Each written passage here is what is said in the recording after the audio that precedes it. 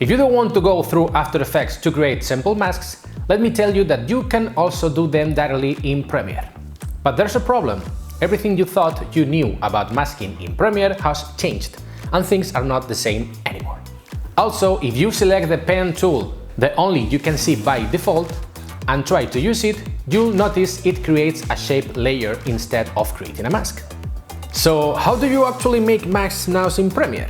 That's what we're going to cover in this video today. First, let me know in the comments if you're one of those who always jumps straight into After Effects just to make a simple mask. Let's see if by the end of the video you change your mind. In Premiere you need to select a layer first. When you do, nothing seems to happen. Then you need to click and hold this icon to open a sub-menu.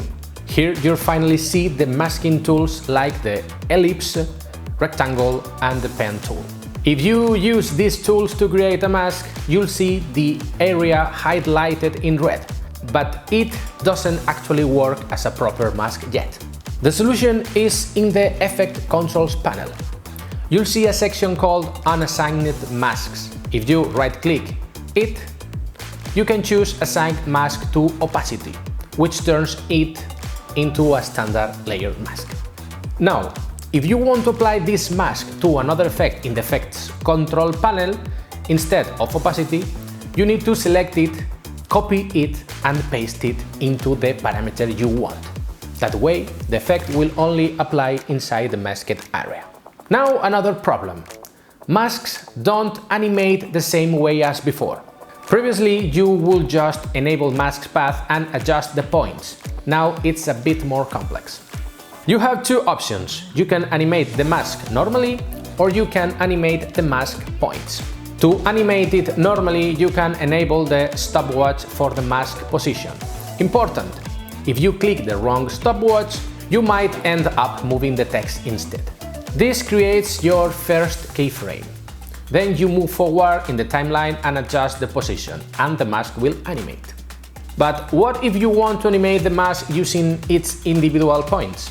Whatever you try, nothing seems to change. Now Adobe has added two new buttons that weren't there before: the clip button and the frame button. If no one explains what these do, you'll never know that enabling the frame button allows you to animate mask points. Click on frame and you'll see that the animation keyframes for the mask points become available. Now you have full control over the points you created. Move them, go forward in the timeline, adjust them again, and you see the animation. After that, the next step is learning how to use Premiere's rotoscoping tools. Yes, Premiere now has rotoscoping, and you can learn how to use it here. My God, this is difficult, very difficult. Vale, ahora vamos a ver esta difficult.